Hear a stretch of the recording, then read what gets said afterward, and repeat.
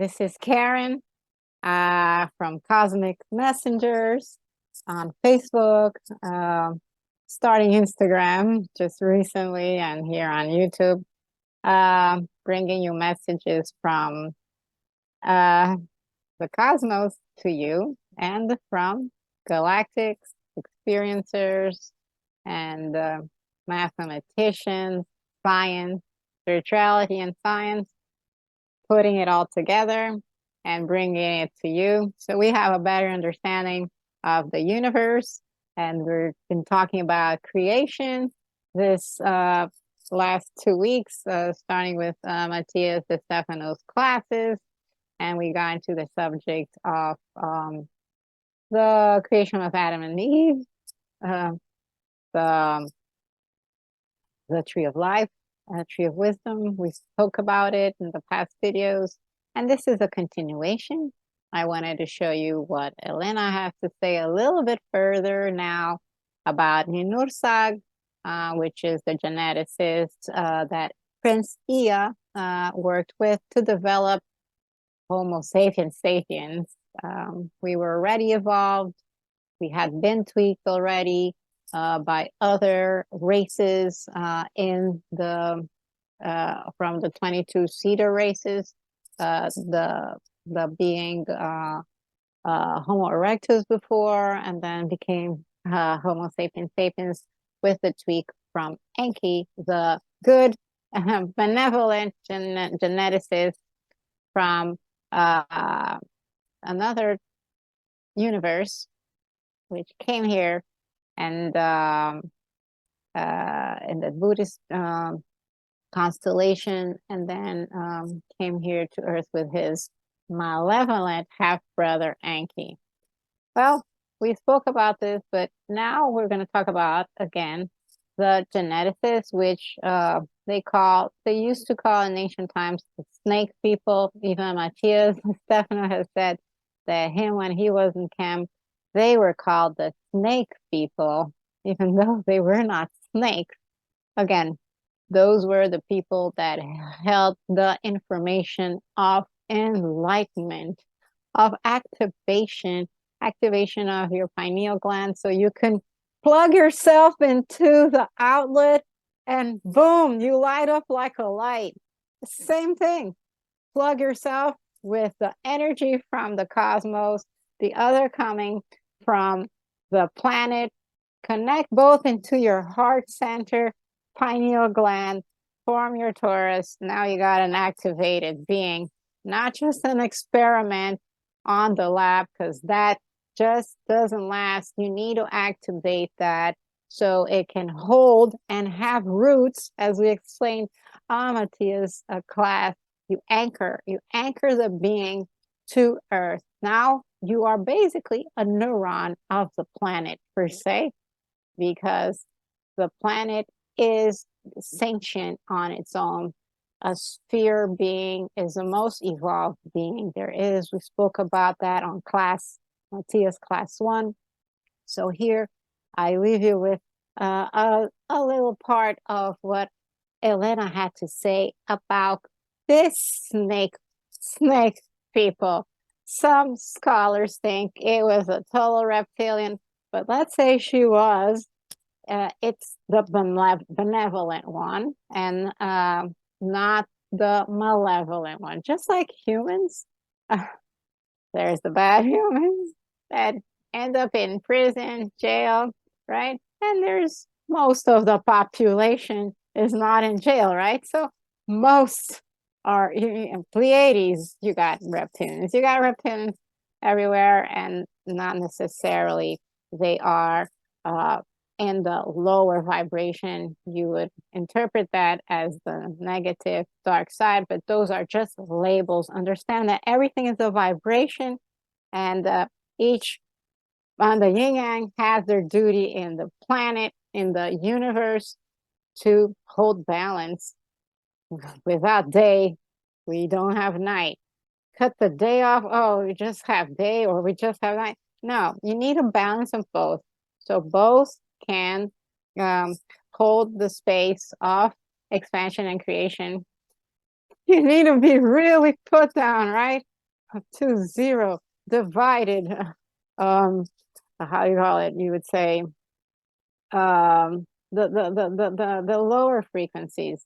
What they do is separate, divide, confuse all of those energies that you associate to lower vibe. Oh, you're such a bad vibe. Oh, you're such a high vibe, right? You know the difference, right? I don't even have to explain. You already feel it because it's a frequency, a vibratory frequency.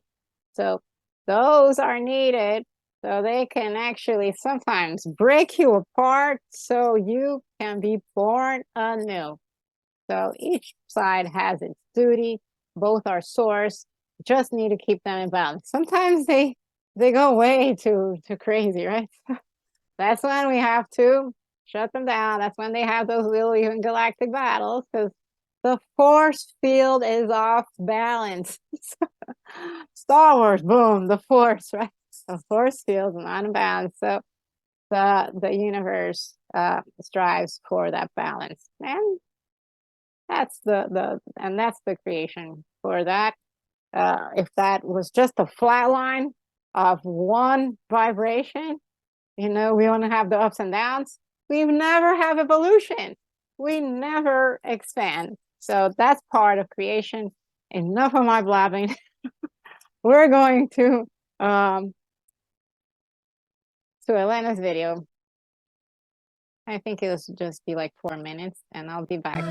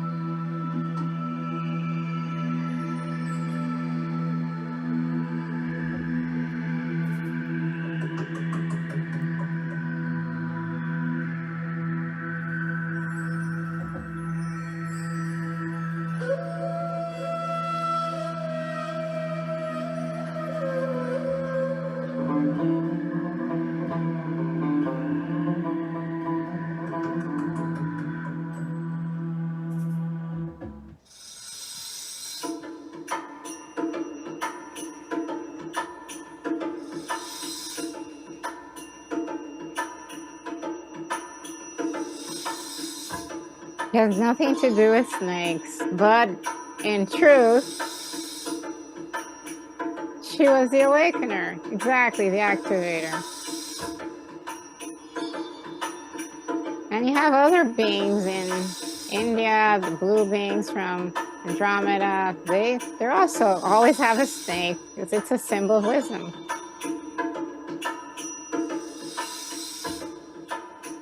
All the pharaohs have a snake on the front.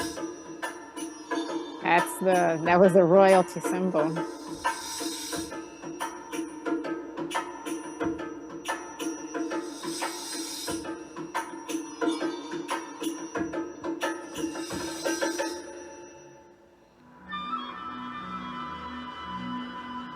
And as you see there on top is the ship. They're tweaking the genetics in the Nibiru ship. NIHURSAG was there, working with Enki. Co-created Enki, as you see. Co-created the Adam, the Adamic race, or the Adam with Enki.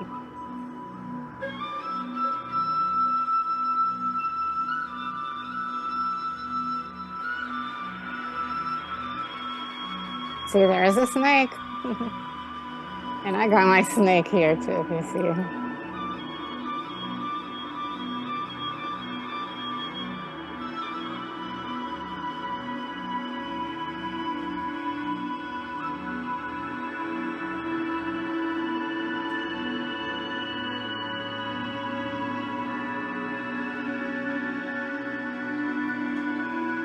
And just wait, because she'll be telling you right from an ancient site who she is.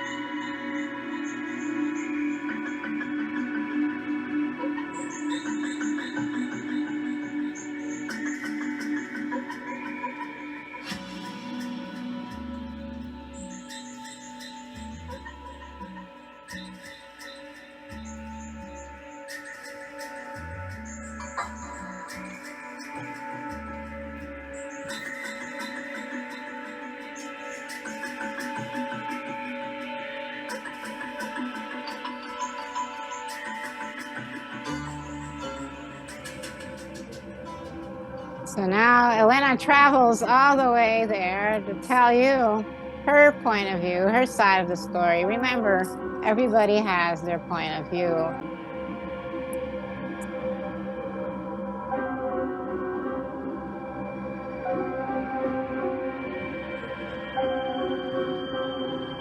You see who's there?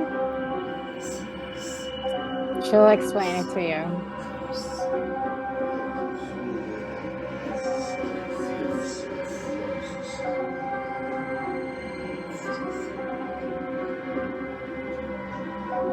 Graham Hancock also has a fascinating series where one of the episodes, it was in Netflix, he explains about these ancient sites, Göbekli Tepe, and this one, Karahan Tepe.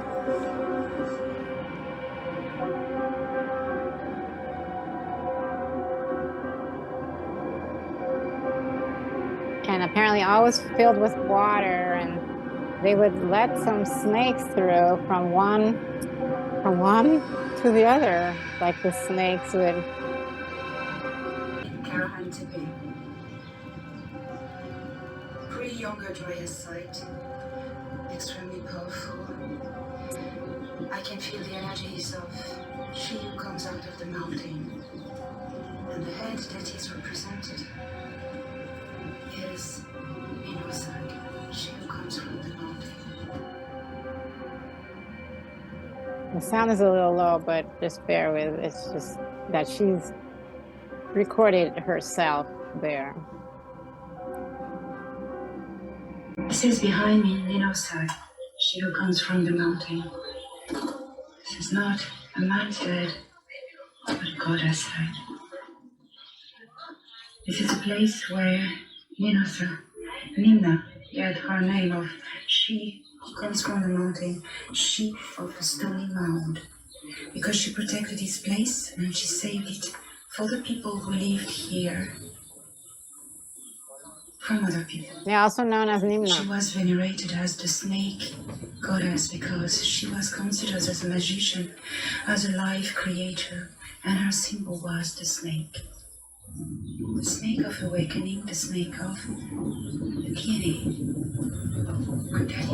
the human power, the universal power. And here were priestesses in this area, just They would do their ceremonies. the T-shaped pillars. They would invoke her healing powers, her fertility powers, because she was creating life. She was a geneticist. She was activating the life, and Enki was with her creating Her name life. was Nina, or Nina. And NIHURSAG, her name came from here. She is the one who comes from. See these little holes? They would put snakes there actually to flow through the water. It's a whole beautiful area that they had for, honoring. This here was a snake pit. That is why you have the snake on the wall. Snake pits. The fox represents an astronomical event when this ritual would take place. Women, priestesses, would sit here. One would go on this promontory. She's dressed in white. She has a white scarf over her head. She has clear brown hair. She would pick the snake representing the goddess. She's a high priestess and she selects the snake that represents the goddess. She walks here. She's putting the snake in this channel. Amazing. There is dampness in this channel, and the snake, chants to it, and the snake makes its way to this room. And it goes into the water where you see the snake head. It's when the snake comes out of this little channel. This was half flooded in water, and priestesses would be here. It's a fertility ritual. The snake would swim in the water between the pillars, between the gods and between the priestesses. This is NIHURSAG. This is she who comes out of the mountain, and she presides to the ritual. And the priestesses would be in a trance as the snake weaves and swims around them. And the goddess would speak to them in the trance. Yes, the sun comes through this. The area just behind is dedicated to another part of the year, another moment of the year, another astronomical event, where priestesses, and sometimes I see men as well. This is more a male area, where men would walk around. Sometimes it will be men ritual, sometimes it will be women ritual. Clockwise. Each pillar represents a portal, a passage. This is a male, masculine ritual. Another time of the year, this is a feminine ritual, where the goddess of the mountain speaks to them. She who once saved the mountain from invaders. They worshipped her.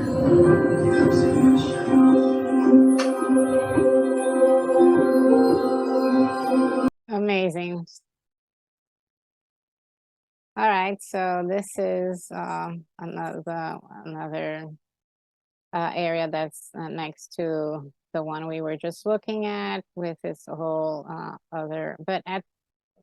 And what's interesting is that the snakes, all right, they were teaching women again what was known as Eve. They taught the Eves, the race now that has bloodline that has been developed, and they brought crops,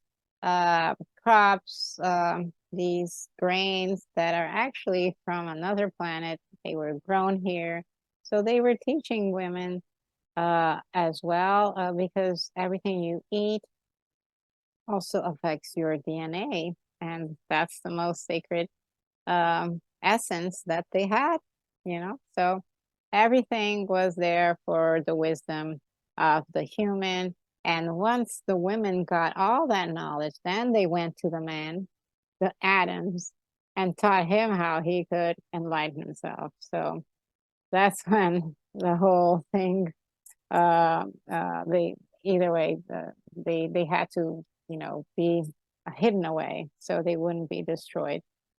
All right, I hope you like this. A clip of her amazing travel there to that amazing region in Mesopotamia.